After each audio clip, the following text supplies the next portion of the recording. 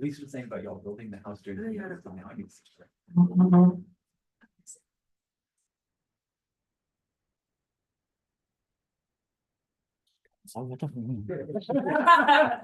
All right, we're live on the internet. Ready to go. Sure, everyone is on. We're gonna. You're gonna go this way. Yeah. There we go. Okay. So welcome, everyone, to this launch of Blood Loss, a love story of AIDS activism and art. I take our name. My name is Greg Newton. I am the co-founder, along with my partner, Donnie Jokum, of the Bureau of General Services Queer Division, which is the space you're in right now. So the Bureau is an all-volunteer queer bookstore. Our volunteer helping us out today is Jeffrey Archer. Please thank him. And as an independent, all-volunteer queer bookstore, we depend on sales and donations to keep this project going. So I'm going to pass it back around, and we especially encourage you to make a donation if you know you won't be buying books. But if you're buying books and you'd like to make a donation, you are very welcome to do that as well.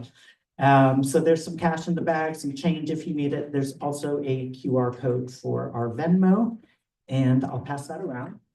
And if you're watching online and you'd like to make a donation to the Bureau, you can do that on Venmo at BGSQD. 5 letters behind me.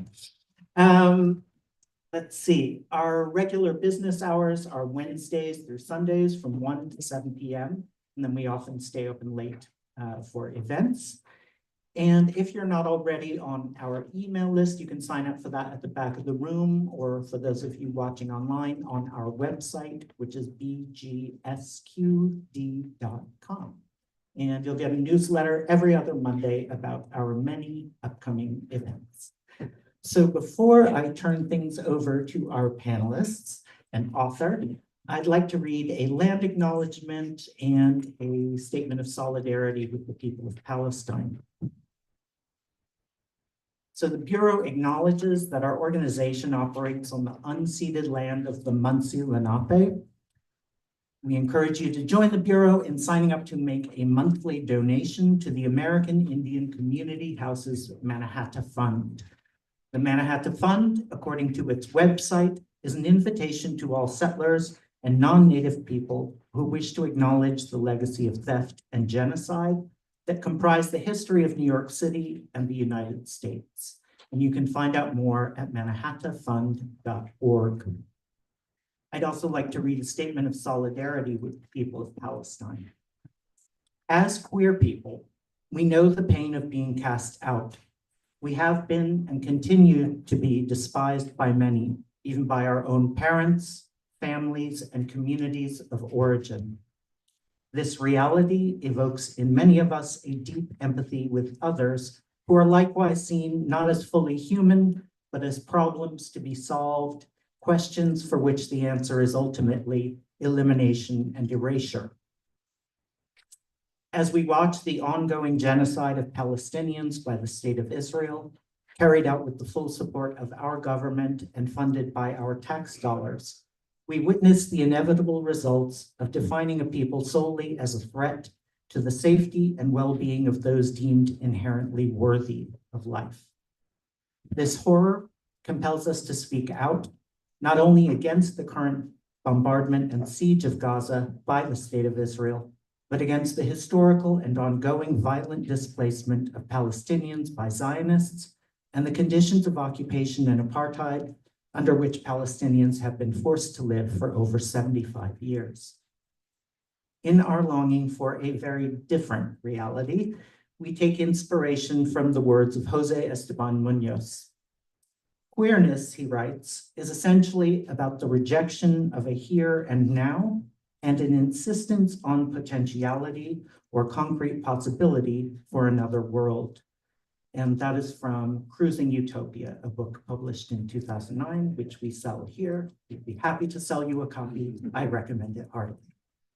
And with that, I'm going to give the mic over to Joshua Gutterman-Trainen, and we're going to begin the conversation. Thank you.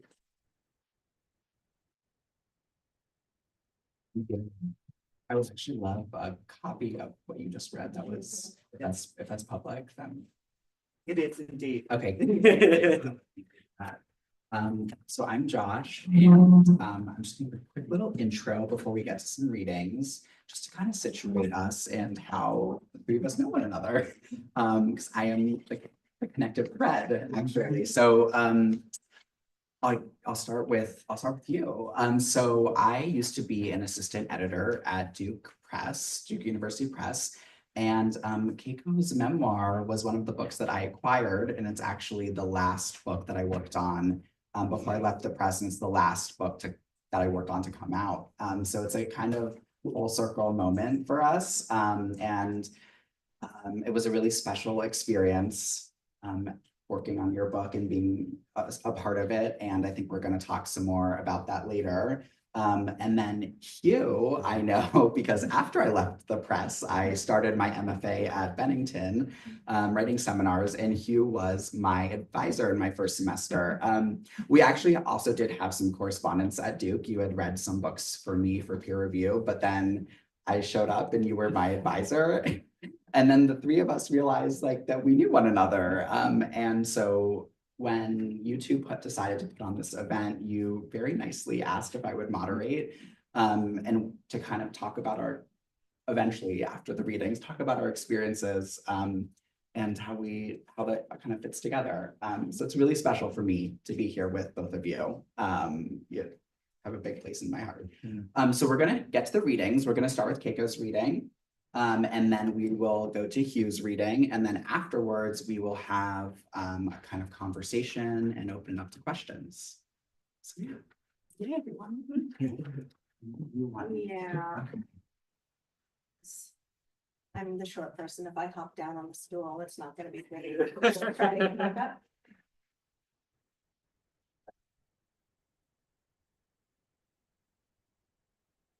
Hey. Can you hear me? Not quite? Better? Okay. So just to situate us, the book spans from, it starts in late 1990 and runs up kind of to present time.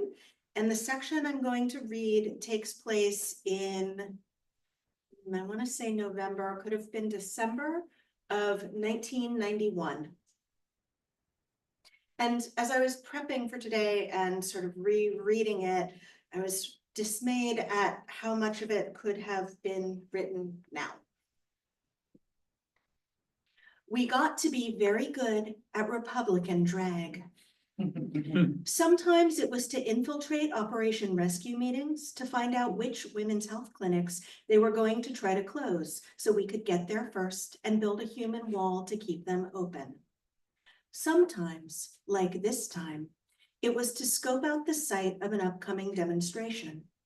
For this stealth queer field trip, I had dressed in a simple black skirt and white sweater, the most conservative outfit I could put together.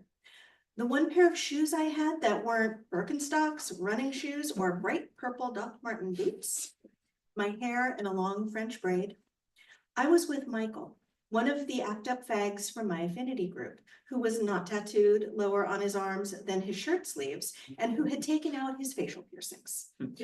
Another team had already scoped out the hotel and the surrounding grounds a few days earlier. We were doing one more pass before the demonstration.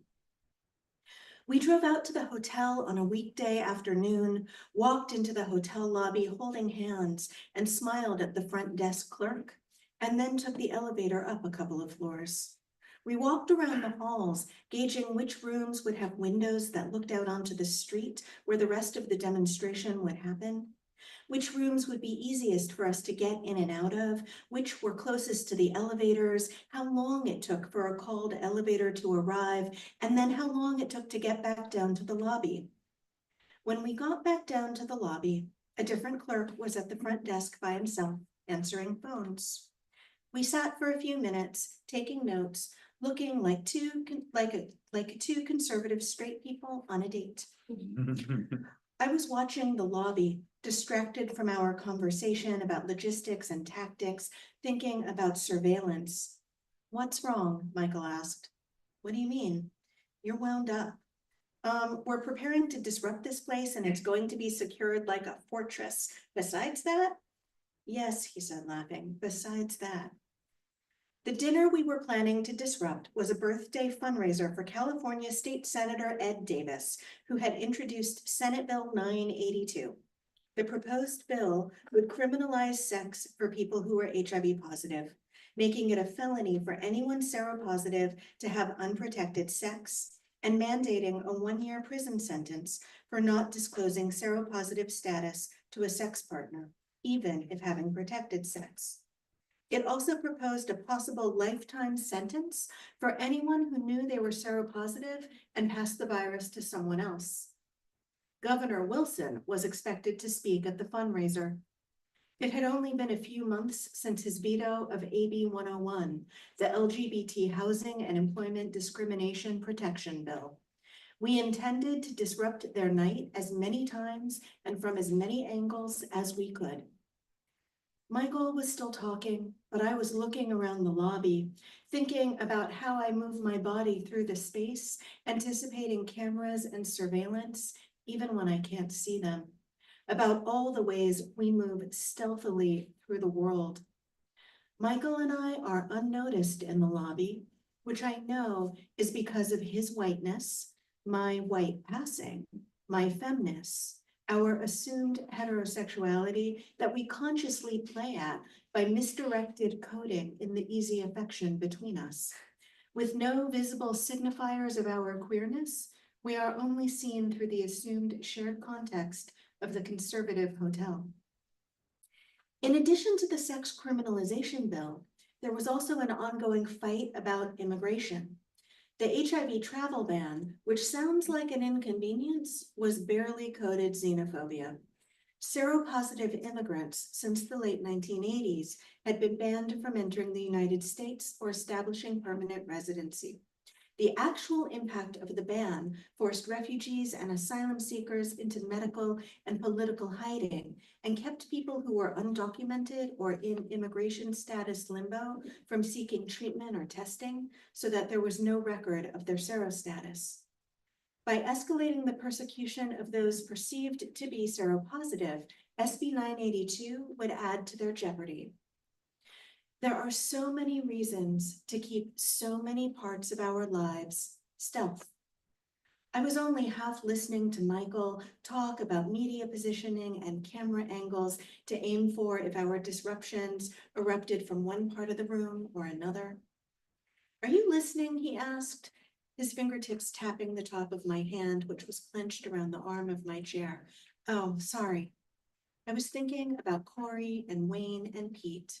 Their radical insistence on visibility and the dismantling of shame, the infected faggot t-shirts and the fear no queer stickers. Wayne had a biohazard tattoo on his arm. Pete and Mary both had silence equals death tattooed on their forearms. Their visibility also meant that on the night of the demonstration, they would be in the guerrilla theater affinity group disrupting hotel traffic and media outside the hotel. Not only were Pete and Corey visibly queer, they also weren't white. Those of us who were part of the dinner disruption affinity group had to be able to get into the hotel by blending into the hotel guests and scenery enough to walk unnoticed through the front doors.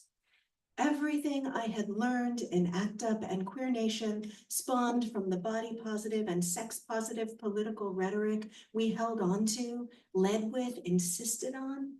And yet, in these moments, in service of our bigger picture, we forced ourselves to enact everything counter to what we believed. On the drive to the hotel, Michael had told me about a new guy he was dating and how he was excited because they had easily talked about their serostatus differences on their first date, and neither of them had been worried or looked away.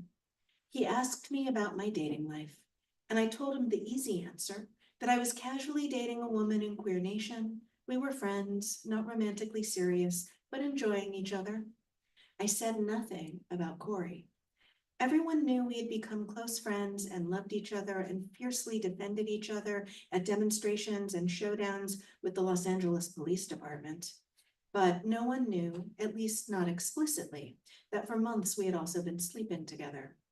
I was thinking about SB 982. What did it mean to intentionally transmit the virus? My tests had continued to come back seronegative, but what if they didn't? I was less concerned about what it might mean for my health than what it might mean for Corey's safety. I was 17 and he was a loud radical fag in his late 20s. I was less concerned about sex, which had always been safe, than the night I ended up covered in his blood from open wounds and cuts after a beating by the LAPD. I didn't know how to answer Michael. I didn't tell him. What would I tell him? What do we keep under cover? What do we hide from each other? We got so good at it, so skilled. Sorry, I said, pulling myself back into our conversation about photo angles, noise echoes, and the size of the room. What do you think about that, alcove? We talked it through as we looked over each other's shoulders, watching out for ordinary surveillance, imagining how it would be amped up the night of the dinner. We wondered where other security and police on the night of the fundraiser were likely to be stationed. Would we have time to get from the elevators to the lobby? Would we have time to get from the lobby into the ballroom to disrupt the dinner? Would there be cameras to aim for, or would it be a singular focus on disrupting Wilson and Davis? The night of the demo is a blur. We arrive at the hotel in pairs. Hours earlier, other members of our affinity group checked into the hotel room. We do our best to look casual. We're back in our Republican drag, with our ACT UP t-shirts tucked away in small suitcases and bags.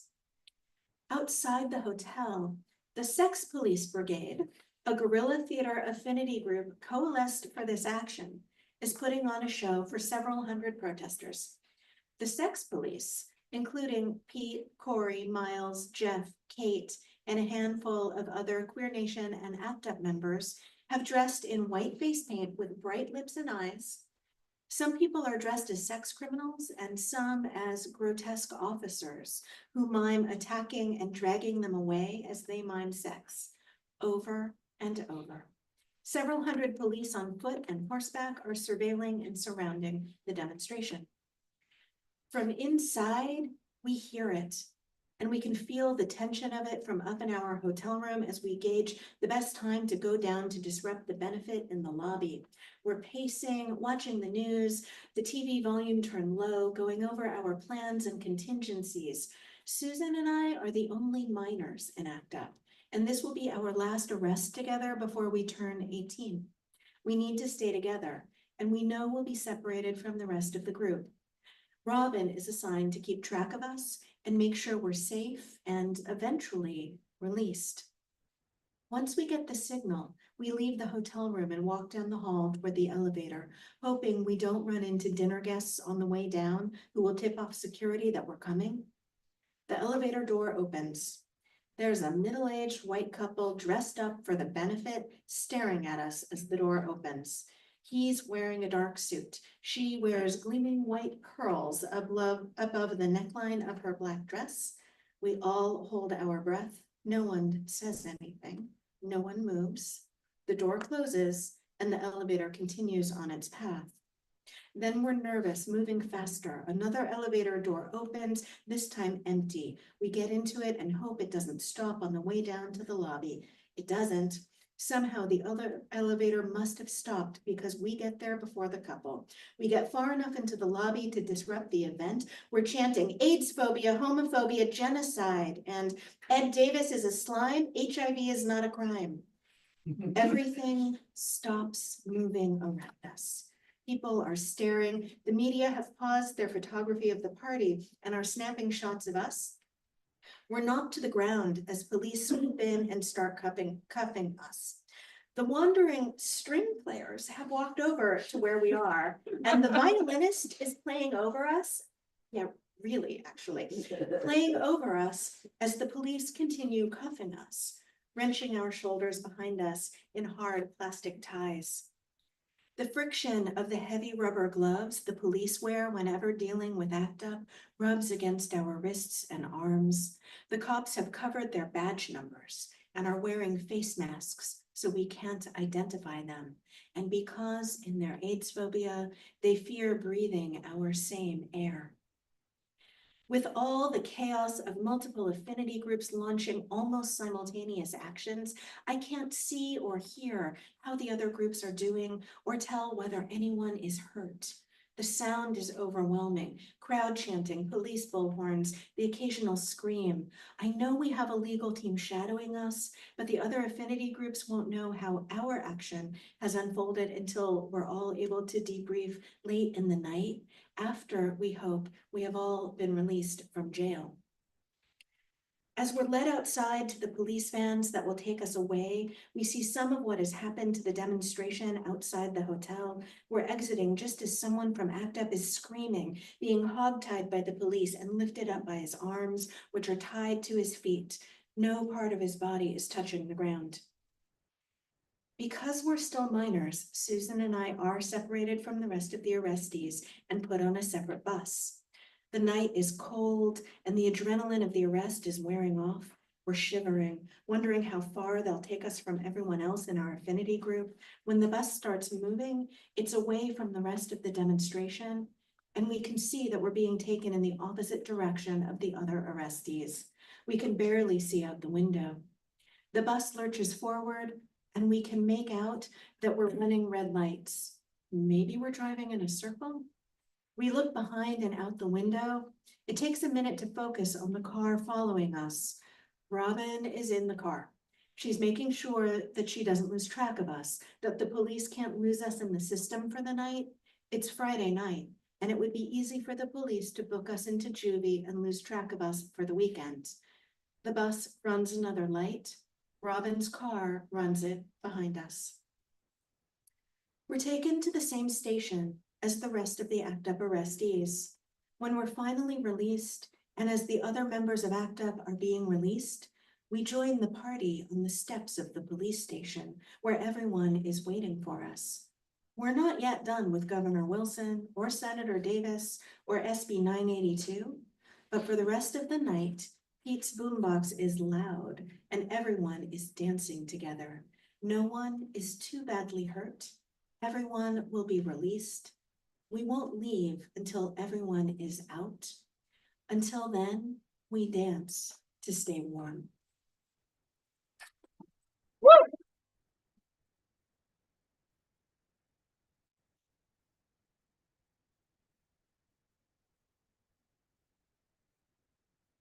Thank you so much. Thank you. And now we're going to hear a reading from Hugh Ryan. This is actually closer. Can you hear me okay? Hey. So I've actually been working on a memoir and essays for the last year and a half, 2 years. And this comes from that. So we're going to jump ahead a little bit in time.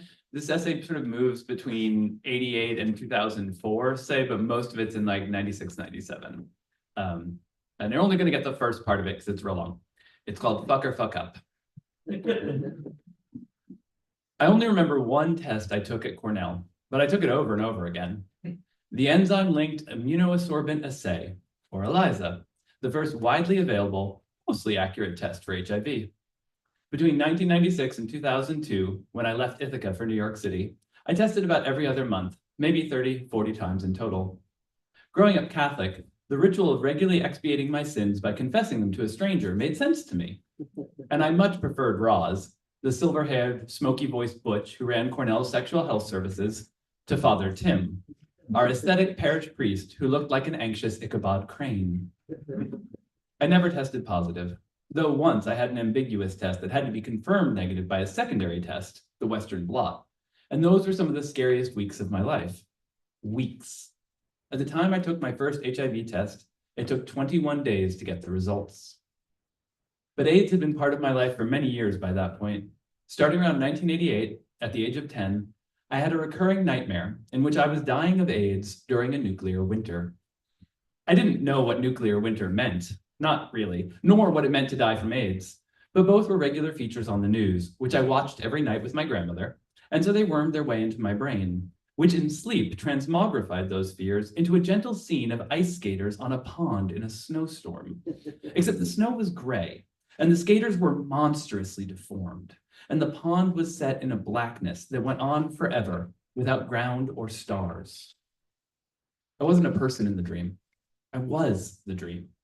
I was the pond, the poisoned snow, and the skaters who looked like those caricature puppets from that British TV show, Spitting Image. The dream was quiet and inevitable and terrifying.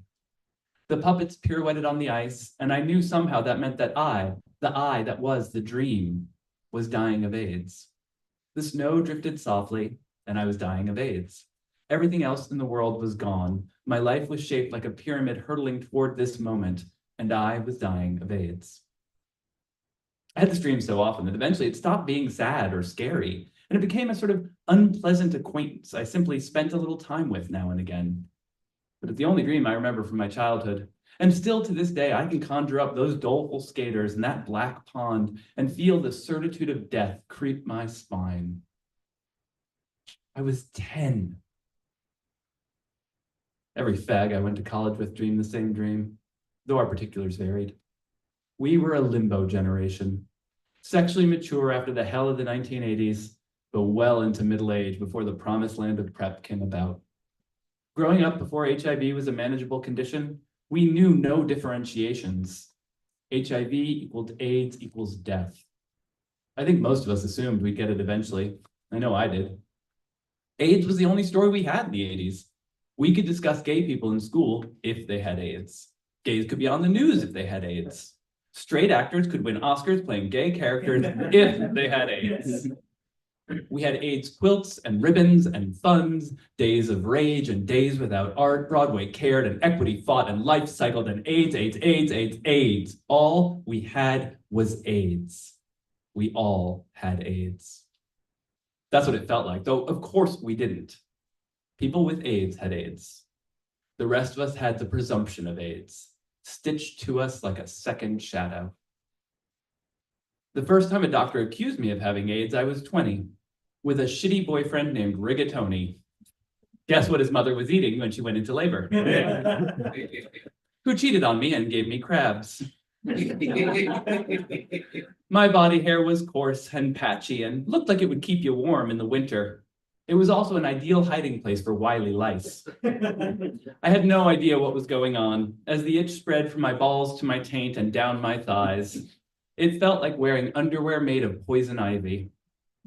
The overworked nurse at the cheap clinic said something about a rash and gave me a cream.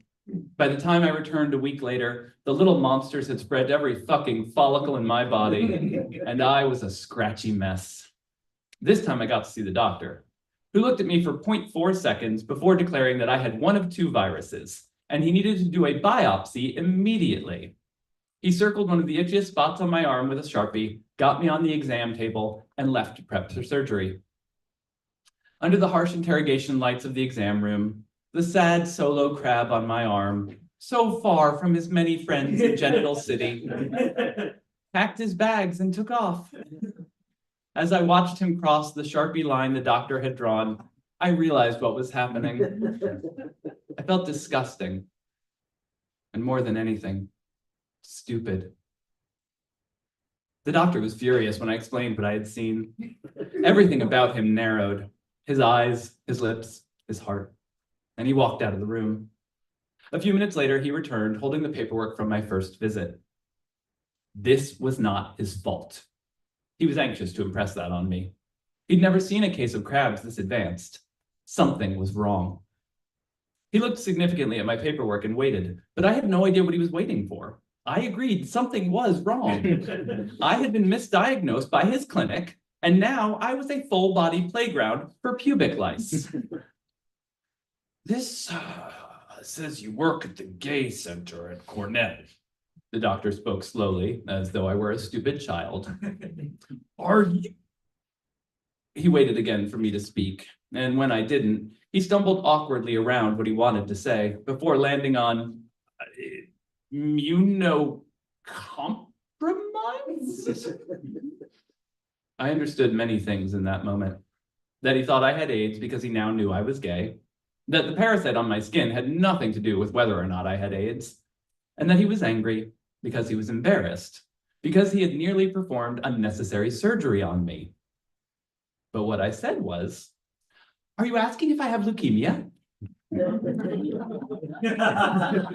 The person I had been just a second ago, the person who was so embarrassed by a spectacular case of pubic lice, had been incinerated by rage. And in his place was a hot, hard ember that wanted to make this fucker squirm. It wasn't just that I'd been misdiagnosed or that he was an asshole. It was his childish refusal to say the word AIDS, the game he was trying to get me to play, the way he wanted me to confess, as though it were a sin and not a syndrome. If he wanted me to say, "I'm sorry, I have AIDS, that's why you were wrong," he was going to be waiting until the end of time. And that was fine with me. I didn't have AIDS, but I was never going to tell him that. We sat in furious silence until finally, spontaneously, he left. A nurse gave me a prescription for some Agent Orange-esque chemical, which cleared the playing field overnight. And I didn't go to a doctor again for 4 years, until I got a case of walking pneumonia so bad my boss said I couldn't come back to work until I got it checked out. During my years of testing, the AIDS crisis changed in a dramatic yet subtle way. With the advent of the triple drug cocktail in 1996, we downshifted into what scholars Ted Kara and Alexandra Juhas have named the second silence. The first silence was that imposed from the top by our crypt keeper-in-chief, Ronnie Reagan, who refused to even say the word AIDS for most of the 1980s. The second silence was a more organic quieting, as effective drugs, death, and exhaustion turned the volume down. The crisis continued, and still does today, but it was no longer the mobilizing center for the queer community, or the only story we were allowed to tell about ourselves. Thousands of people dedicated their lives to fighting AIDS, in one of the most effective direct action movements America has ever seen. 1996 was not the end of the crisis, especially if you were poor or trans or Black. But for many people, it was the first time they could put their burdens down since June 1981, when the first report about AIDS was published by the CDC. After 15 years of screaming, in anger, in pain, and in loss, they were ready for some quiet. Becoming an adult in those years was like walking into a room that had just been evacuated, with a few dazed survivors wandering around and a broken klaxon blaring in the corner. We were juiced on fear and had no idea what to do with it. Our role models, the ones who lived, had spent the last decade ping-ponging between protests and funerals. What did they know about dating in a post-Ellen coming out world? AIDS receded into the background, but the fear stayed. At best, we'd found a pause button that separated HIV from AIDS and death. At worst, we feared that in 3 years, we'd discover something awful about protease inhibitors, and the world would collapse around us again. And that was my rational mind talking.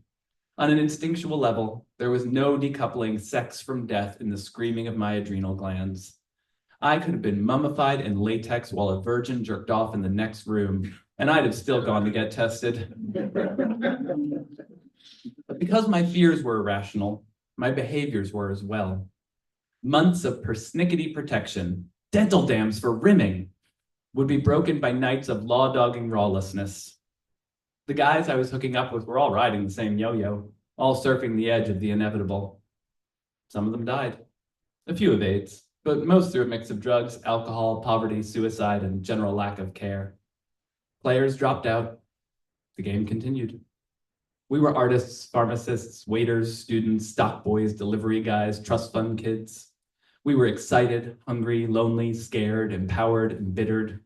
We were, and then some of us weren't. Although I was undoubtedly having sex with men who were positive, it was mostly unknowingly. Our mouths were too busy for much conversation. Our negotiations around safer sex were brief and focused on what we were going to do, not why we were going to do it. AIDS was like Bloody Mary.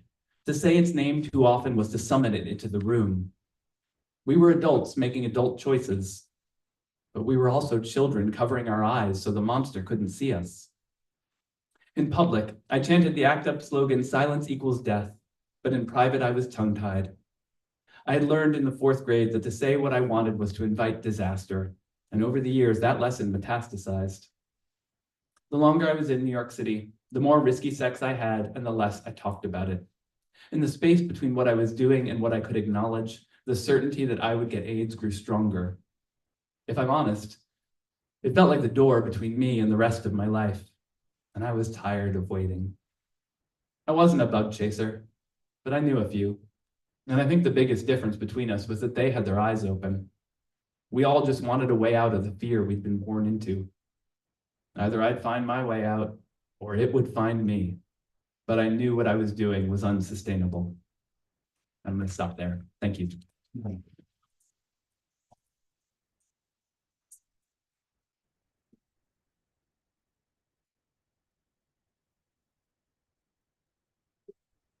Take it out. Oh yeah, that's probably smarter. Yeah. Thank you so much, Hugh and Keiko, for that reading. I think there's a lot to talk about, but I'm gonna start with you, Hugh. And I want to talk to you about or ask about humor. So I think just, I know your previous work, your two previous books were queer history, and now you're working on a book of memoir and essays. And I've also been, had the opportunity to hear you read from several of those other essays. And humor is a big part of it as well. And so I wanted to ask you first, just in general, how humor plays a role in your writing, and then also specifically thinking about HIV and AIDS. How did you decide, I think you've also shared not every essay in the memoir has humor in it. So how did you make that decision? Like, this was going to start out funny. I've read other parts that the humor continues. So I just wanted you to talk to me a little bit about that. Yeah, it's interesting. For me, humor is very much a defense. It's one I learned very early on. You can say things when you're funny that you can say in no other way. You can get away with things when you're funny. And most especially, you can deflect from ever really having to talk about yourself. So for me, I came to writing thinking I was going to write these like silly, slight, funny essays like David Sedaris, right? That's what I got into it. And I started doing it, and I discovered that the problem was they were all lies. And I could write them, but then I felt really bad about them afterwards. And it took a long time for me to kind of reach this middle ground. I then swung the opposite direction, cut all the humor out of my work, and was writing these things that were like pain-driven screeds that were like only tangentially related to literature anyone else would ever be able to read. And it took me, when I came back to writing this collection, I'd written, like you said, 2 books of history, and that was a very safe place for me. I could talk about my ideas, what I cared about. I could sort of show myself through my work, but not have to expose myself. Then I realized that I'd gone to make some money, and that queer history was not going to do that for me. And in discussions with my agents and editors, there was a suggestion that perhaps a memoir was the way to go. And my initial response was like, oh, absolutely. And I went right back into my David Sedaris, super funny, super light. And my agent kept looking at the proposals and being like, no, go back. You're not done. You're not ready. This isn't it. You have to stop. You have to reveal yourself. Even once I found the structure for the book, moved into it, this essay in particular, I showed it to a friend, and he was like, it's real funny, but like, where are the feelings? Where's the actual underneath, because that's never where I want to go. I don't particularly enjoy discussing my life. And if I do discuss it, I want it to be something amusing because you all laugh, and then it's fun for all of us, right? But that's not what works in a memoir, at least not a good one. And I wanted to write something that was good. With this piece, the reason that I went in for the humor here is because this one moves back and forth between a really wide register for me. It's meant to kind of encapsulate a lot, because as I say in the beginning, AIDS was the story I felt that I had, the only one. And so everything had to be in register to it, so it had the happiness, and it had sadness, and it had joy and anger and funny. And so it feels important. This one feels like it needs to move between registers. There are 2 pieces in the book that don't really do that. One is about my grandmother dying. I think it's in the part I mentioned briefly. We shared a room from when I was 4 till when I was 16. And so we were very, very close. And I was there the night that she died. I held her hand as she was dying. And so that one has almost no humor in it. And then there's a piece later on into the book that's like way too much to explain, but it's dealing with the police and a murder, and the humor felt so inappropriate in it, that I was like, I have to like pull all the humor out. But for everything else in the book, humor is kind of like my default mode, and I find that I have to work to remove the humor, to sort of say like, okay, the humor can be here, but then it has to go somewhere. If the humor doesn't lead us somewhere, if the humor isn't kind of opening the audience up to be ready for the harder emotions, then I need to pull it out, or I need to ask myself what we're getting out of it. But I often find that if I can get people laughing and then hit them with something serious right after that, that they're open to it and it hits them more. The having of an emotion already, that's an easy emotion to have in public, followed by a harder emotion like sadness or anger, people are open to it. And so that's why I felt like this one had to have it in there. Makes a lot of sense to me. Thank you. And I have a question for you about how you handled your subject matter. So, I mean, I've read the manuscript many times, and so much of it is about activism. And I think just in general, we have less scholarship or less big historical accounts of LA ACT UP or AIDS activism as opposed to New York focus. So there could have been a version of this book that was a political history of ACT UP LA as told by you as a member, but instead you wrote, I think, a much more interesting book personally, which is a memoir of an activist, but not trying to capture, you know, all of the different factions or a comprehensive political history. So can you talk to me a little bit about how you made that decision of framing the story and what motivated you? I can try. I'm not great at political history. I mean, like I turn to Hugh's work and I think, well, that's what it can look like at its best. And it's a muscle I'm familiar with, but it is not one of my stronger muscles. And it's not how I was trained as an activist, and it's not how I have been trained in the years since. So at the time, you know, we were in ACT UP, we were all scrambling and we were all making use of all the skills that we came in with and continuing to develop them. And, you know, I was a decent organizer, I was a decent strategist, all the things that go into, I think, thinking critically about history. But what I was really interested in always were what are the experiences that we're having and what are the relationships that we're having? How are we relating to each other through all of this? So I was much more interested in the sort of affective arc of how did we experience those years? How did we survive? What does it mean to have survived? And did we? Like, and in what ways?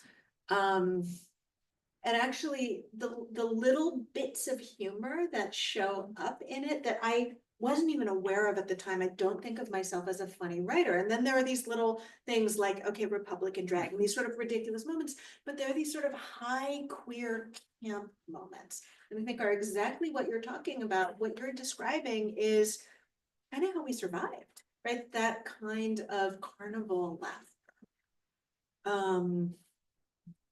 So there are other people writing political histories, and of LA in the last few years, there's an incredible ACT UP LA oral history project. And one of the things that has been happening, and I think happens in all oral history, is that people are starting to tell stories and everybody is remembering things differently. And that wasn't a problem for me. That was actually the starting point for me of, we all remember things as we experience them. So if we piece together all the different ways, and in different parts of my book, I let other people talk, then what does that give us about a whole picture about the emotional experience? I may have just drifted very far away from the question. No. Did I get anywhere near it? I think so, yeah. And I do love the anecdote that you talked about, that you let other people speak.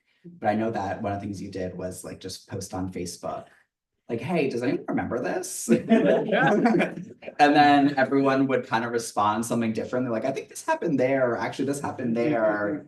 And you found a way to kind of actually honor everyone's own telling of it. which is actually a type of, it's a truth that doesn't have to hew exactly to a, like, let's pinpoint what actually on this specific date Yeah. occurred. Yeah. I think it does, yeah.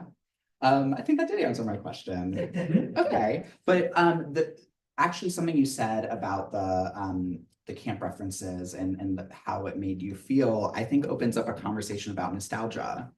And I know that this is also, I think this is a big question right now in cultural production about HIV and AIDS, about not being nostalgic for, you know, I think of people of my generation, they say, people saying to us, don't be nostalgic for a time period that was actually really hard. And don't romanticize something. But then, you know, in conversation with both of you, I wouldn't say there's been a nostalgia, but there's also been a kind of, oh, this takes me back to this moment that was actually really beautiful for this other reason. So I wanted to just talk about the way you think about nostalgia, particularly as a place, it could be your childhood, but also in your activist years or in your experiences with HIV and AIDS in the 90s. Well, Hugh, why don't you? Because actually there was a real moment of nostalgia in reading your book, which I texted you about immediately upon it happening. For me, I often think about nostalgia as being my body's response to something that on a intellectual level, I may have many complicated thoughts about, or even purely negative thoughts, but my body encounters it and is like, oh, this is that thing that 20 years ago you thought about a lot or experienced a lot. It's sort of like when Chumbawamba comes on, if anybody remembers Tub Thumping. Wow. Yeah, my body wants to dance, even though my mind goes, but this song is awful, and you hated it throughout the 90s, you know? But there is this recognition of the person that I was, the place that I was in, the somatic experience of that memory. And so when I was reading Blood Loss and I got to the part where you mentioned Kimberly Bergalis, I laughed out loud. There's nothing about Kimberly Bergalis' story that is funny. If you do not know who she is the woman who in the 80s claimed that she had contracted HIV from her dentist who did not wear gloves. And then all dentists started wearing gloves after this. And my sexual health Roz, who I mentioned giving me my test, I can remember her specifically saying to me many horrible things about Kimberly Bergalis. She did not like Kimberly Bergalis very much. So all this is very serious. None of this is funny. But when I hit that moment in the book, it was like, I just hadn't thought about Kimberly Bergalis in 20 years, and I hadn't heard that name, and it felt so of that moment, of that space, of that time period. You had to be thinking about these things in those years for that to mean anything to you. And this like odd tenderness almost emerged, humor, this recognition of another person in the same space that I was, not through what you said specifically, but through those little details, those things that you can't, you know, we can all say like, oh, you know, AIDS was bad, I thought this, I think that, but like those little tiny moments, that's the stuff that for me nostalgia is made up. It's made up of those tiny pieces that say like, oh, somebody else's body was in the same space as mine was in when my body was 20 and my body didn't hurt all the time. And that's a good feeling. And it's one to like cherish and wonder and use as a place of connection, and a really, really dangerous one to use for any sort of space of like political organizing, right? Because it's full of tricks. It's convinced me that this was a happy thing or a thing I want to think about. It's bringing joy when I'm like, no, that is not that moment. But the connection between us that's produced through the nostalgia, like I really had to text you immediately. And there were so many moments of that. Like when you were talking about the strategy in the part that you read of Republican drag, I can remember that was a standard part of our activism of figuring out who looked most like a Republican and what role they would then take because of that. All these little things that are not exactly like moments of joy, but they show you that someone else was in the same place you were, and now you're both alive and talking about it. Yes. When you texted me, and I think all you did was text me Kimberly Bergalis. Oh my God.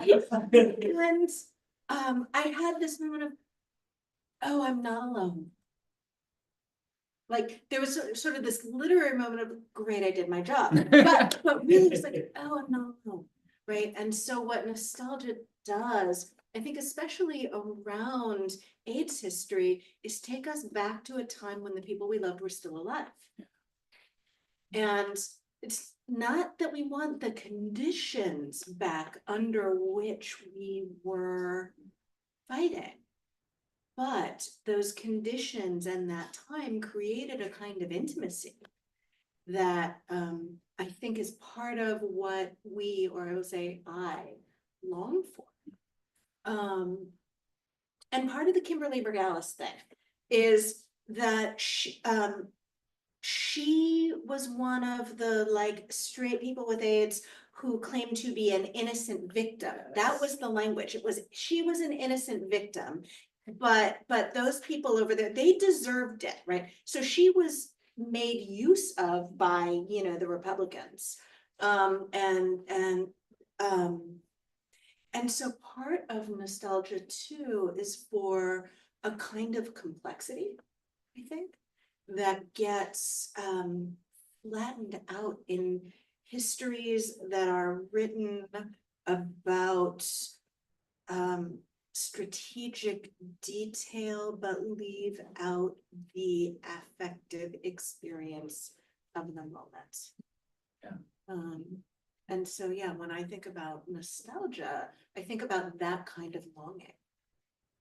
So, Sorry. yeah, no, please. It's interesting when you say the flattening the complexity, because I do think about that a lot in terms of nostalgia, and especially queer life in the 90s. I don't know if you have this feeling, but like more and more these days, I have these really complicated emotions where I'll be like, it's so bad, queer spaces, queer bars are closing down. And I'm like, well, I don't go to those bars anymore. And then I'm like, well, but in the 90s, I was very angry at a lot of those bars. So maybe, is it bad that it's closing down? And I'm like, well, what I really long for is this moment where the world was comprehensible to me and I understood my place in it. And now it's all changed. And maybe I'm just like, an old puppy longing for my crate. I can't tell where the things that held me back were versus where the things that moved me forward. But I still do love those like queer bars that I grew up in upstate New York, where there was only one for 100 miles, so everybody went, and that was a symptom of oppression, right? There was only one place for us, so we all had to go. That wasn't good, but Yeah. the nostalgia, like there is a part of me that is like the conditions there were amazing, and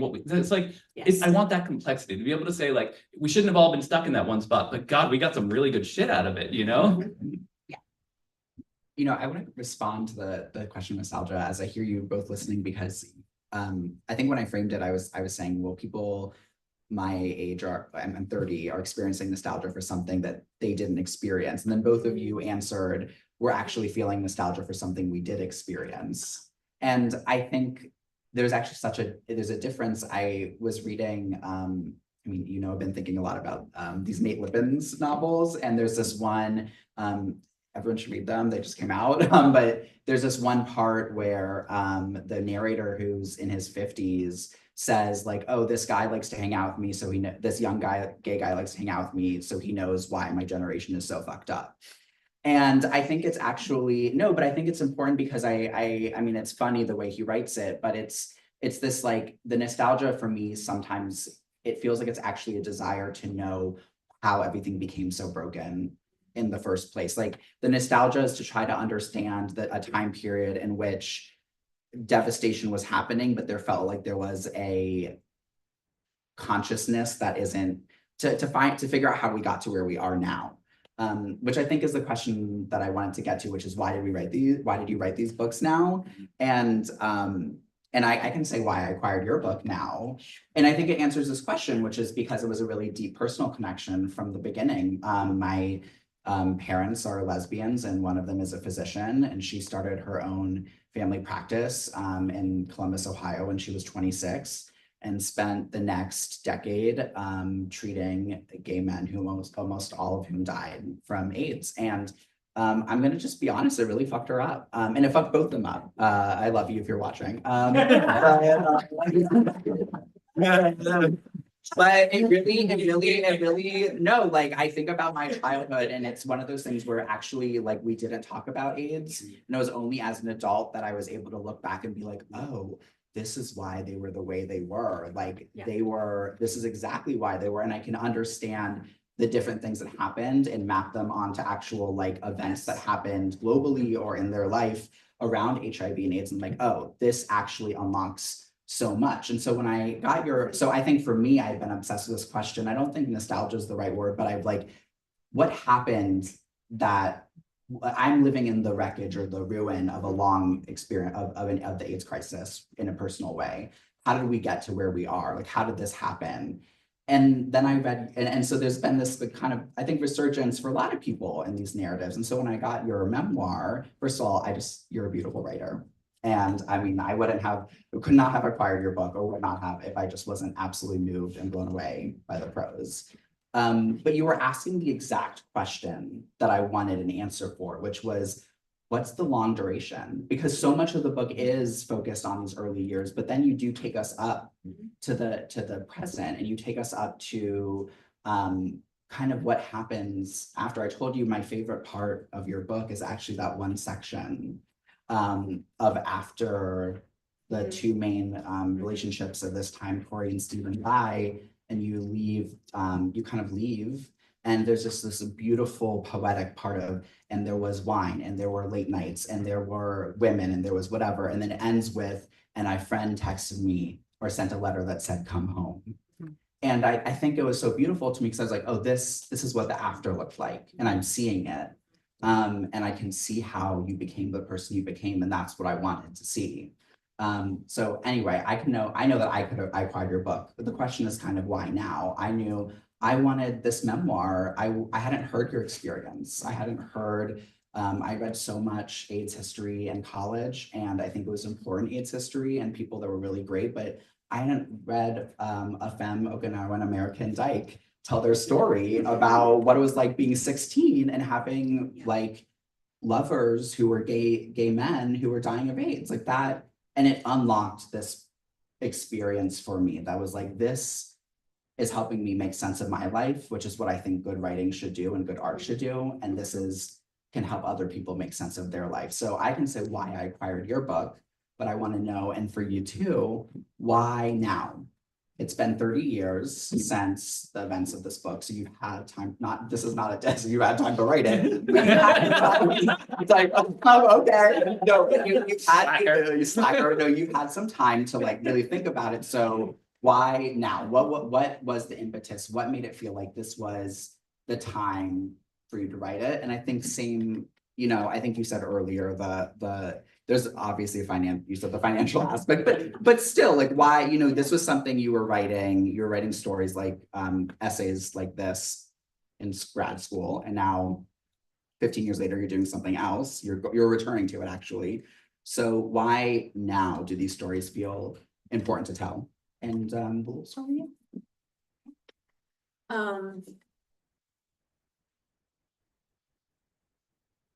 And my book would not be in the shape that it is in if you had not worked with it as closely as you did. Including, it's amazing to have an editor who continues to work with the book long after he's left the press. Yeah. So the why now question, I have a different answer every time I'm asked that, and sometimes every hour.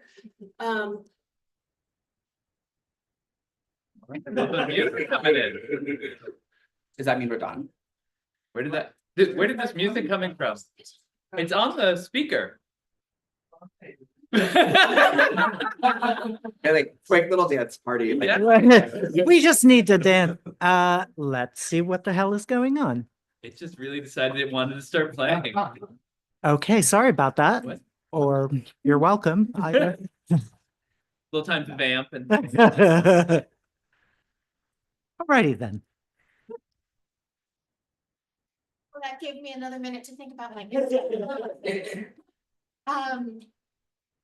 So there's a playwright who was part of Active LA and the performance world in LA, James Carroll Pickett, and he sort of wanders through my book a couple of times. And in one of his last, I think, fully produced play before he died of AIDS in, now I'm gonna forget, I'm 94, 95. Eddie, do you remember when Jim Pickett died? Somewhere in there, yeah. Anyway, his character in this play says, I will not forget, I will be the rememberer. And I've sort of been obsessed with that question. of what does it mean for those of us who are still alive to have the responsibility to remember and to tell the story. And there were, a bunch of years when, okay, people were dying, but there was still like a bigger cohort of us left. And then all of a sudden there wasn't. And so I think there's a responsibility part of why now.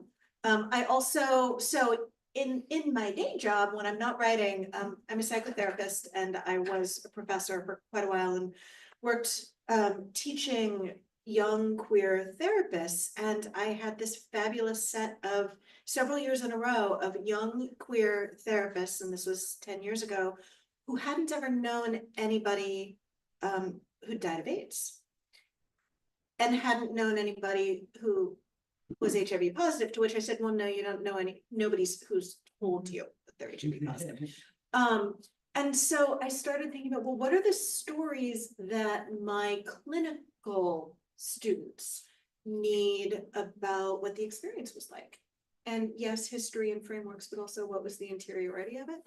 So that's the sort of like responsibility question of why. The other part of it had to do with like responsibility to those relationships, to the people who had died. And they were incredible activists, but they were also incredible artists. And I got trained as an artist by them. But their artwork was going away and nobody was remembering it. So when I started writing this, I thought I was writing an essay about, so Corey, who shows up all through my book, who did the piece on the cover, is one of his, and I write about it quite a bit in the book. He worked with blood as his medium, and nobody but visual aids still knew about his work. And I thought I was writing an essay about him, and then realized that I couldn't write responsibly about him without staking out the story of my relationship to his work. And so the more I wanted to tell other people's stories, the more I had to locate myself in order to do it responsibly.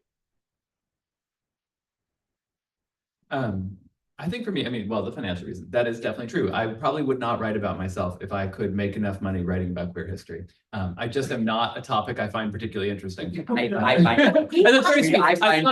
feel like I'm spinning for compliments when I say that. I love it, it's wonderful. It should all be interested to be great, but I do not actually enjoy the process of it, But the truth is, I think why I could write about it now, the title of my book is called Becoming History. And I realized as I was sitting down to put down this collection and to make it something that wasn't just a series of jokes on a page, that was what was interesting to me, that was something that I felt that I could write about and grapple with in an interesting way, that what I had grown up in, the sort of like present that was my present at all times, that felt like just the way the world was, now no longer was just the way the world was, that things had changed, and things that I thought of as normal or just what is were things in the rear view that I now had to explain to people, and that there was something in that process. The becoming history, the moving out of the present tense and parts into the past was really interesting, and that was something that I wanted to grapple with. And that kind of, when I was in grad school, as you said, I tried to write some of these things, and I swung vastly between just really, really funny and really in pain. And I wrote an essay that I loved about a good friend of mine who committed suicide. He was a heroin dealer who taught me how to shoot him up with heroin when he was in too much pain to actually do it himself. He had all of these medical issues that eventually killed him because he had no health insurance, and so he killed himself. And I wrote about this, and my teacher said to me, "This is wonderfully written, but why would anyone want to read it?" And by that, she meant there was no movement, that the piece just stayed where it was from the first line to the last line, and that without that movement, I had invited people in, but there was nothing to be learned from it. There was nothing to be gained from stopping halfway through or 3/4 of the way through or making it to the end. There was no change. And that, I think, is where so much of nonfiction lives, is in change and being able to say, this is how we went from this moment to that moment, and this is what we gained or lost. This is how we became history. And so when I started to see that as the framework for the whole thing, which I think I could only do now because I had moved through so much, is because both the world and myself had changed, suddenly the stories had movement in them. I wasn't just sitting in one place trying to either like make jokes or explain how much pain I was in. I was trying to say, like, this was something, I felt this way about it, these things happened, I felt differently, and now we're here. So even though it's all the past and it's all historical, for me, the book is all leading up to now. And that's what made it possible for me to do it, is that for the first time, I stopped thinking about things as like, I am stuck inside them. And I started thinking about them in terms of like, what is the change over time in here? And that's, I think, what people want when we come to reading is to see something move. So I think that I didn't know that when I started it, but that's the only reason I'm capable of doing this now. All the historical work that I've done, all the growing and changing and processing of my own emotions has enabled me to sort of like free these stories to be about something. Well, that's interesting, and it makes me, I mean, this I think will be applicable to both of you, but particularly you who is 16, 17 at the beginning of your memoir. So I'm curious, the way you just talked about becoming history and thinking about change, how do you think about the version of you? How do you relate to the version of you that you were writing about, and getting into her mindset and her what she was preoccupied with or worried about, and have your feelings about that change? Like, have your feelings about her and that version of yourself changed? And I'll ask you to answer first, but I think similar question is, you're writing about this version of yourself who in some ways wants to live in the unknown, who wants to live in the non-disclosure, and wants to, because to know would actually be terrifying. And I think there's a lot of tenderness for those versions of ourselves. So how do you relate to and get into the mindset of that person as you're writing now? I'll let you answer first.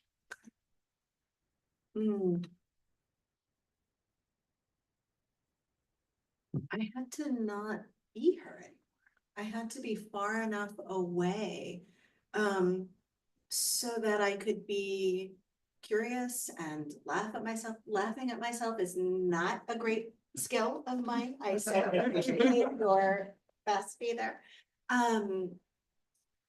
So I think it had to feel like history, and I had to be able to see, like, from enough distance what it was that had happened, which also meant that I was finally able to get close enough to it to tolerate it, right? And we've talked about what's the difference between these sort of like therapeutic, anxious, terrorized, traumatic, like just dump on a page, and literature. And I think it has to do with being able to see, what is this about?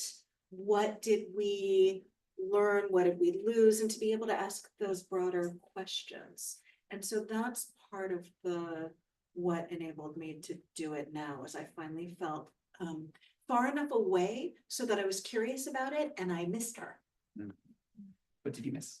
Sorry, what did you miss about her? I missed the sort of like fearless dive into relationship.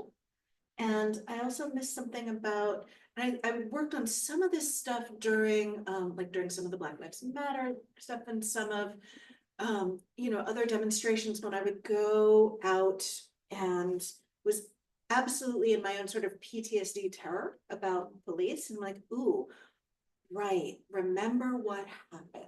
And so there were those kinds of through lines too. It's not all like, oh, look, we've healed, we're still here. Sometimes it's like, oh, this shit is still happening, but we can see a broader frame of it now.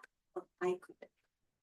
Yeah, I agree that seeing the frame, seeing the broader picture of it, I think was really essential for me. I think also, and this is probably true, I think for anyone who writes a memoir, there's a lot of shame. I mean, there always is. I think we make decisions that, whether or not we should be ashamed of them, whether or not other people be ashamed of them, whether or not they're even something that people would notice when we disclose them, they are for some reason something that we carried shame around at that time, and that it still lingers. And when you go on to talk about those things, and particularly this period in my life that I'm writing about, this sort of like college years, 95 up to 2002, 3, like I made a lot of decisions that at the time I can see why I made them. But certainly I didn't talk about them. I was very ashamed of them. I like nearly dropped out of school. I was doing sex work. I was doing a lot of things that like made sense for me at the time. but they were so covered in shame that once I stopped doing them, and therefore there was no reason to ever think or talk about them again, right? Like, it's not happening. I can just like close that door. And then 15 years go by and suddenly you're like, oh, I haven't spoken about that in a really long time. And you have to sort of like open that door back up again. And the first thing you have to do, I think, is like confront the shame. And then once you get through that, you can actually write about it. And, or at least for me, like I had to like look at myself and stop being so mad at myself or so disappointed. Often I would sit down and feel disappointed in my previous self that I had made all the wrong decisions, it seemed like, and could not even figure out how I could have thought those things. And that was what I had to do, was to get into the head of the person who thought those things and to like accept those thoughts, not as stupid, not as things that I would regret later, but like find the person in me who had done those things, made those choices, and felt they were the right thing. Because if I could convey that on the page, if I could show you truly what I was thinking and who I was, what I did, and then who I became, you get to see that framework, that change. And for me, it started with accepting the like beginning, right? You know, I had to start to say, there's this thing that they, I don't know, you probably heard this in grad school. People say it all the time in our Bennington grad school program. The ethics of the story start at the beginning, right? The moral is about where you start the story. And if I was too ashamed to ever look at the start of my story and say, why did I feel that way, and convey it accurately, then there were going to be no true morals, no true ethics, because no one would understand who I was. And so that was the hardest part for me, to sort of like confront and then accept. And then I could write. Thank you. I think this is going to be our last question before we open it up to other questions from anyone in the audience. But you ended actually on a great point about ethics, and I wanted to ask about so the event is about writing about queer secrets, and I think in the conversations we've had, you know, we've all talked about well, actually, the secret was not HIV and AIDS. Like, it was not about that. That's actually not the secret that we're most talking about in terms of people disclosing their status. That's not, I think that's the go-to secret that I think culture thinks of when they think about secrets around HIV. And that actually wasn't what was coming up for us. But I do want to ask then, what were the disclosures and secrets that you had to think about, and what were the disclosures and secrets that you had to kind of develop an ethics around? And it's going to be related to this, but I know some of the answers, so I think it's really interesting. And I'm gonna go with you first, so we can end on Keiko. And I have a really easy answer to this question. So that essay that you heard the first half of, in the second half of it, I end up spending a lot of time in Radical Fairy space in a commune that is a space that is really important to me, that I love very much, and that I've been going to for decades, and that over and over again, they said from the very first time I got there, like, don't write about us, don't talk about us, that is not what this is for. And so it is the only chapter in my book in which there are composite characters, in which I collapse time and space, in which I sort of like hide real details, because that felt to me, in other places, disclosure often is about making a choice what I want to share about myself. And I feel okay with making those choices, and I get to decide that. But when my community has looked at me and said, please don't share this, that's a much more difficult question. And if I don't have a good reason, if there's not, like in this essay, the setting, the space, I learned so much through it, but I don't have any good reason to disclose individual people's identities, space, you know, like, so there was no reason for me to disclose that information. And so it felt very important to me to make this the one space in my book where, yeah, I do kind of disguise things a little bit. There's like a little bit of a slippage in time. I had to like butts around with which Amy Winehouse song is playing to make it work right, you know? But it's the only place, and it's not, like you said, it's not about HIV/AIDS. That stuff, I feel like I can disclose all of that. This was a place where ethically I felt like I had a community that did not want me talking about certain things, and I did not have a good reason to go against that. And so I went with it. But those are the disclosures for me that are really important, right? It's like not about myself, because like I said, gotta get next to that shame. You have to be used to holding it. And that makes those disclosures easily. But other people and their world and what they have asked of you, which I know is a big part of your story. So you already have your mic. Yeah. Yeah, those are the questions, those are the disclosures. And that was also the, like, pulling the scope back and looking at the historical context. So Josh, you're right, the disclosures and the secrets that I was confronting and needing to tell weren't who is HIV positive. Like, whatever, everybody was like, the biohazard tattoos and infected faggot t-shirts, and like, this was not what was happening in my particular circle. That wasn't the secret. The secrets were more about activists who felt like they were supposed to be strong all the time, who were crumbling and who were hiding that. And the secrets were about how people died and how people were helped. And so what I really thought about in terms of some of the ethical questions were, and there were secrets about sex. And so I thought a lot about, well, why did we keep those secrets? What were the conditions? And are those conditions still true? Or how would we understand those conditions and get to ask questions about how those conditions are still acting on us now? And if I could come up with an argument there that it is important to talk about when Corey wanted to die, because that also was about talking about healthcare and who had access and what shame meant and what pain meant and how we supported each other and also how we failed. And that was, I think, the biggest shame trigger for me, was what happens when we can't save each other and we want to, in this big picture life and death way, and what happens when we can't change each other's experience of suffering in the moment. What is born out of that? And so that was the through line of the relationships I was talking about and the secrets that we were keeping. Yeah. Okay, thank you so much. Are there any questions from the audience? And really and truly will answer anything. We've already. Speak for We yourself. may not tell you the full truth, but we'll answer.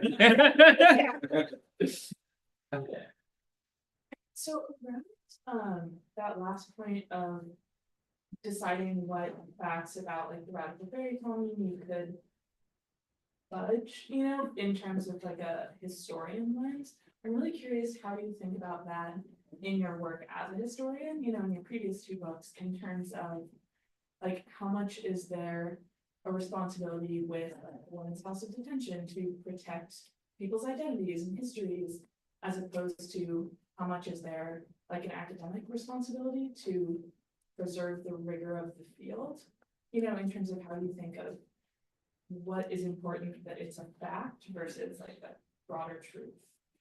It's interesting because this is something I think a lot about, and I would actually reverse it slightly. I don't think the dead have any right to privacy.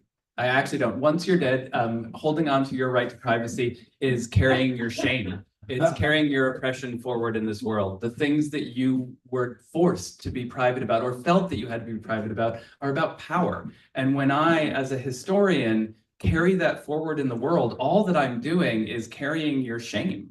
And that is not my job. In fact, that is the opposite of my job. It, in fact, inhibits the rigor of my history when I sit and think, whose shame am I accidentally going to expose? Now, I do need to treat people respectfully. I need to meet the dead as a full person. They are not there for me to cherry pick little bits from. I'm not using slices of their life to make a bigger argument that they have no place in. I am not treating them like crap, but I'm not holding on to their shame either. I need to meet them in their fullness, present them as people, whole people with real thoughts, feelings, desires, hopes, shames themselves. I need to deal with all of that, but I don't live by it. That in fact makes my work less rigorous.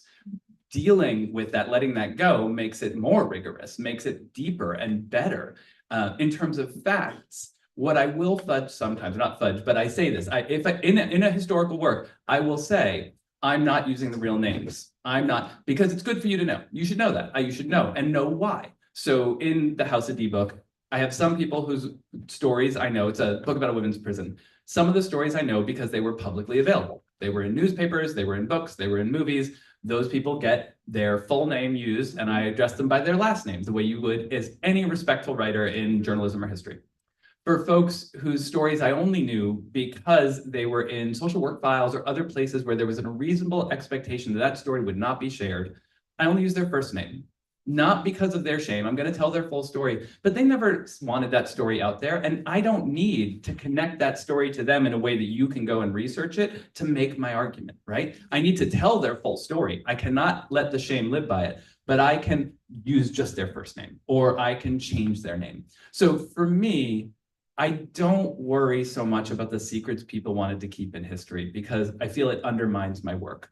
But I do worry about, can I meet them as real people on the page? Can I present their fullness? Can I grapple with everything they would have been grappling with in a certain way? And then, of course, there is that thought of like, do they have kids? They have family. There are people who are alive. That's a whole other set of complications. But yeah, that's very much also how I approach it in this book. The dead have no right to privacy. That should be an essay title. Just saying. Maybe this is a book that you could, I was just thinking about your answer to the like why now question. And you also talk a lot about like the importance of remembering too in the book. I'm curious what the impact of writing your memoir has been on you, like what the journey has felt like and what you've gotten out of it personally.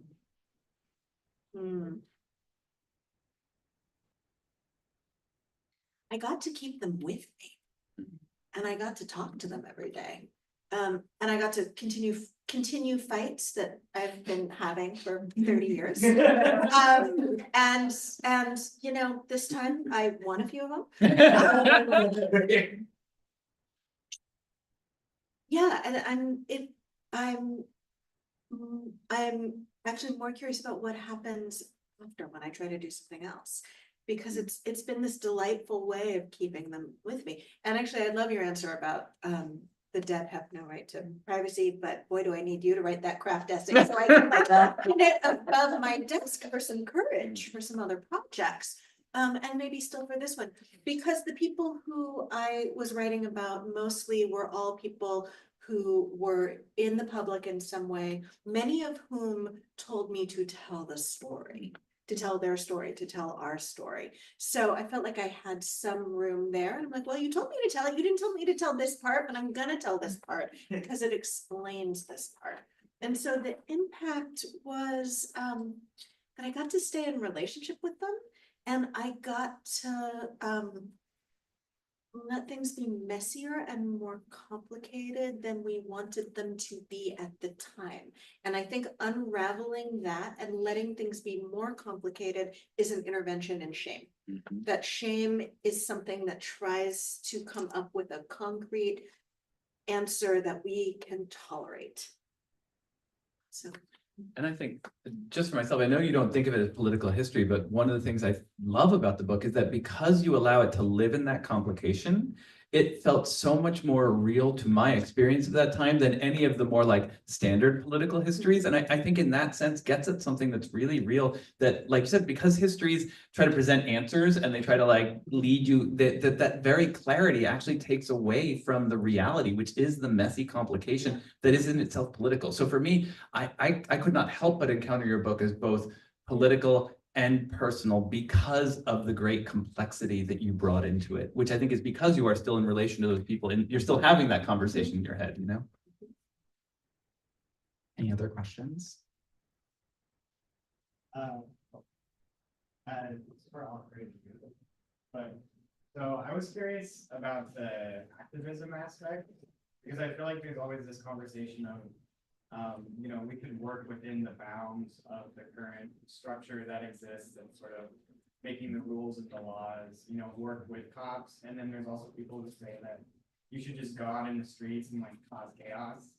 So I'm curious, like, where do you fall and what do you think would be an effective strategy in terms of making change and how has that worked in the past? Or How do we fix the world? Is that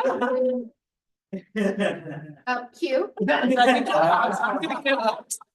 gonna give a kind of basic non-answer, unfortunately, but it's about strategy, just what you said. These are choices. There is not one orientation to how we make change, unless you are unable to make choices. But if you are able to make the choice, I think we need to be asking ourselves, when do we use the inside strategy? When do we use the outside strategy? One of my first real jobs, I was managing a gay center, And my boss, I'd been a student and I was working at the center where I was a student. And I forget what we were talking about. It was some issue that was happening on campus.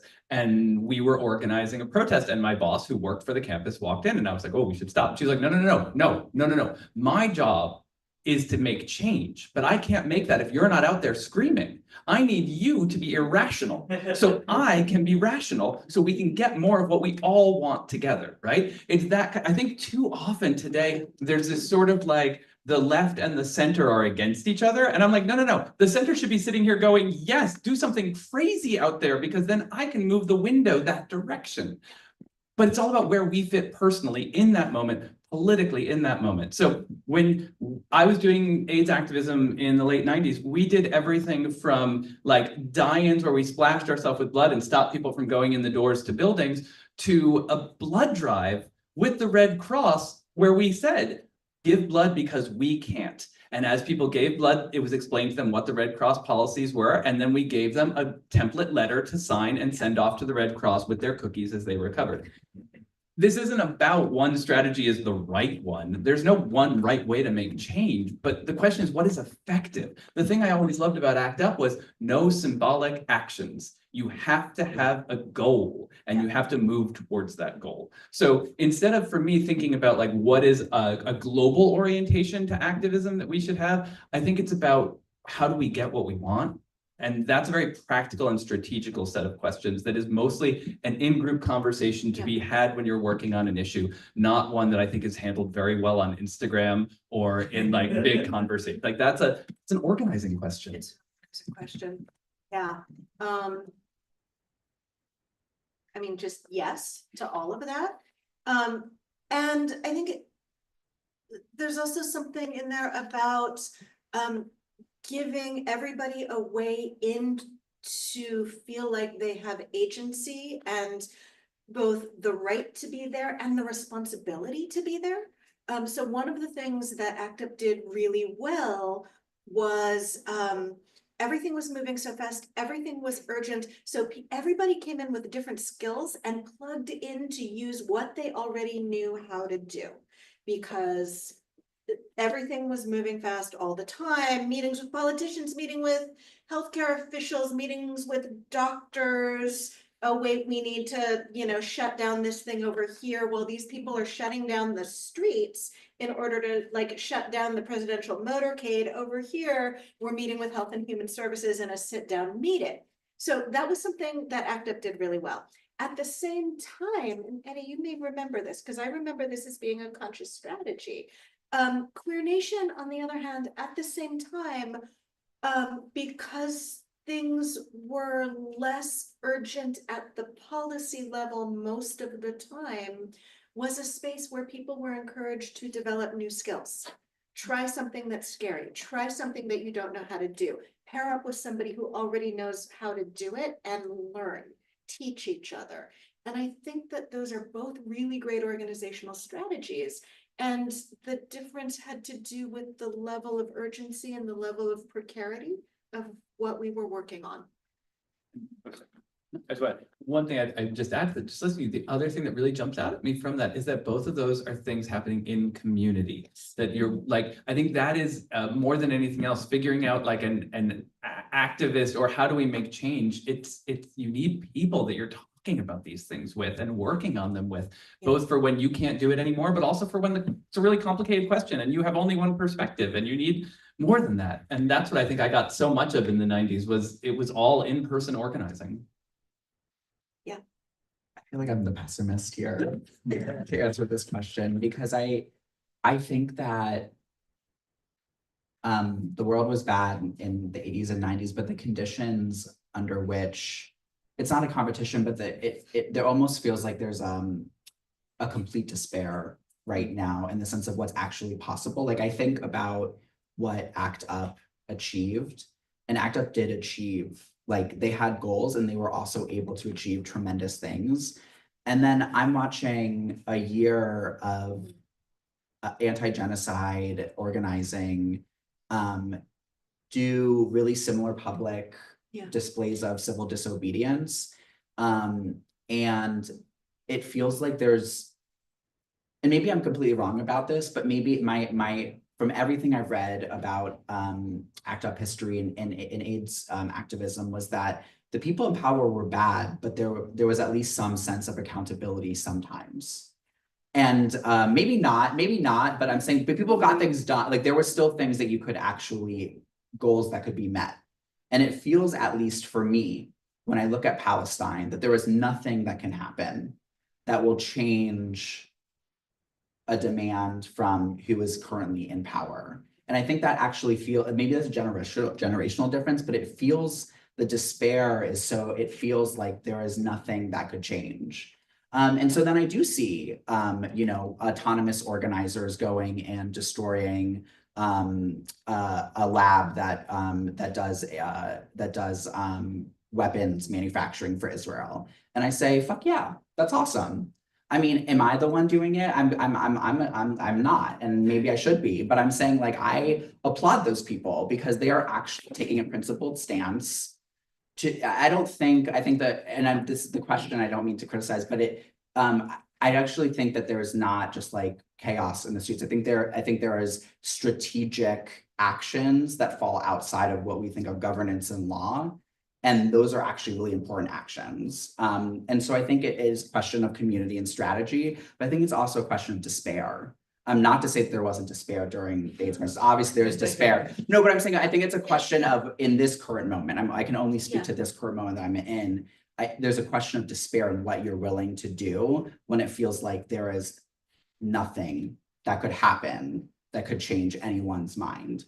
And I not that I think that counters anything either one of you said, but I think it is hard for us who didn't live or weren't alive to see the real successes that I think AIDS activists achieved, to see, to not be able to see that as a background. Yeah, I have to say it's geographical.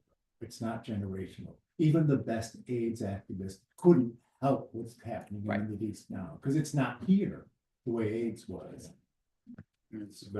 Well, Do you want I feel like I've spent decades now explaining to younger people like that we were able to do things earlier on because of things like it was a better economy. For example, you didn't have to work 3 jobs. You could, people of my sort of race and class could expect, if we did survive, we could drop out and focus on activism for a few years and not wreck your future because we didn't have tens of thousands of dollars of student loans. I mean, some did, but many didn't. So the material conditions are really different. And during those years, we did not free Palestine.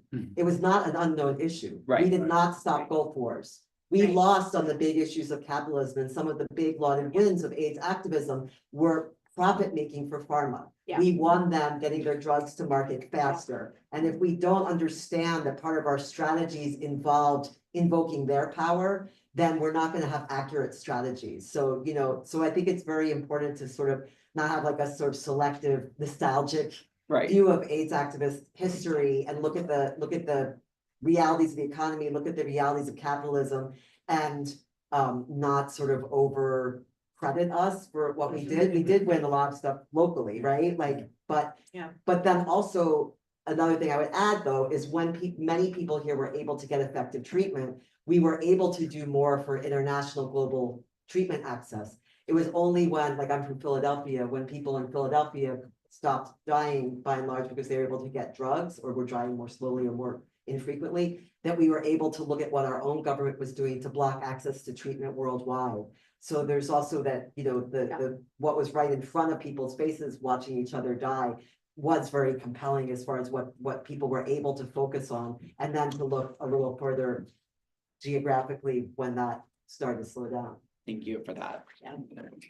And I actually think that point about locality is really important because I think that we have moved into a time period in the world where very little ever feels local. And that kind of like local organizing, that coming together, meeting with a group, contending with your ideas with each other without a lot of exterior influence or that you're dealing with together, that for me felt very important for learning and becoming a person who could take action. Because I work with a lot of younger people now whose lives are ruled by this mysterious worldwide force that is constantly watching them, that they carry in their pockets, and I do too, right? And that, I think, for me, inhibits so much. I agree with you that it is capitalism, and it is absolutely, but it is also the monitor, right, that we carry with us at all times. I had to say things in meetings that I look back on them now and I'm like, I cannot believe it was that person.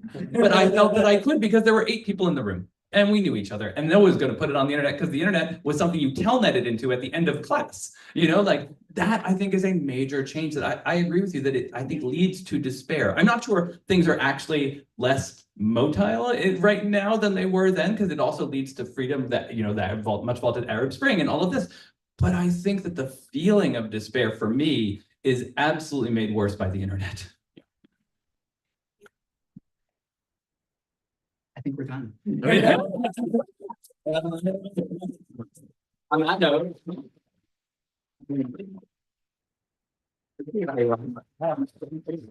And thank you for hosting us. You guys are so wonderful over and over again.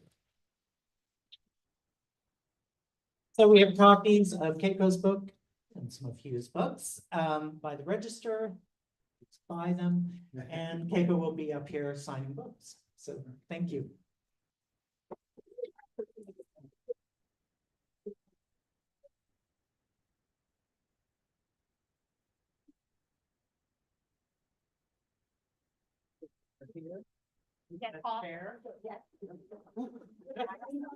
Very unfair sound.